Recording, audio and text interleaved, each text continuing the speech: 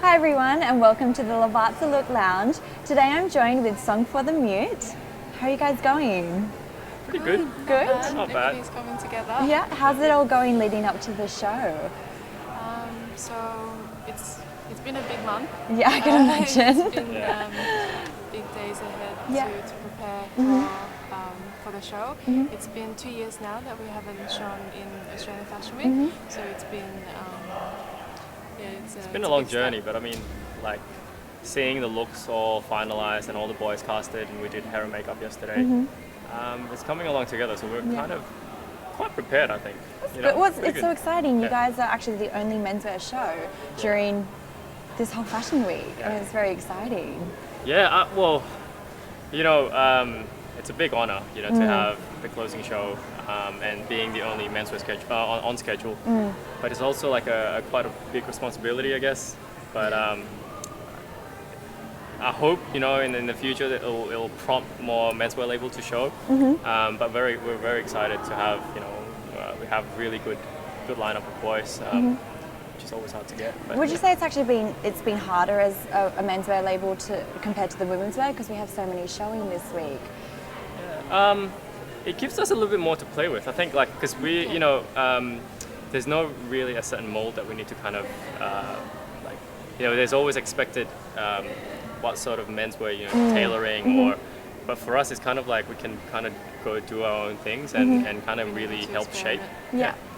That's good, a little bit unexpected as well. So what can we expect from the collection? What was the inspiration behind it? So the collection we'll be showing is called Grey, and it's mainly picking out all the tones of grey, the in between of black and white, and picking out, going for sort of, because we've sort of been through a journey ever since we started the collection, the label, and each collection reflects our feeling and our growth throughout the label. And Grey is it's like our influence is most of the time it comes from like a gut feeling rather than a certain season. It's more like because we've been showing in Paris, for the past 2 years. We've kind of learned, like the learning curve has been so much. What kind of works in the Asian market, what works in the US, and all that kind of stuff. We kind of took that all back and really because we develop our aesthetic so much more, seeing what brands are out there and who we're up against in terms of positioning. Grey is almost somewhere in between, so we're because our current season, spring summer, it's a lot more sportswear influence, and with Grey we want to be something in between, so it's more so the conceptual side of the meaning of the grey rather than the color itself.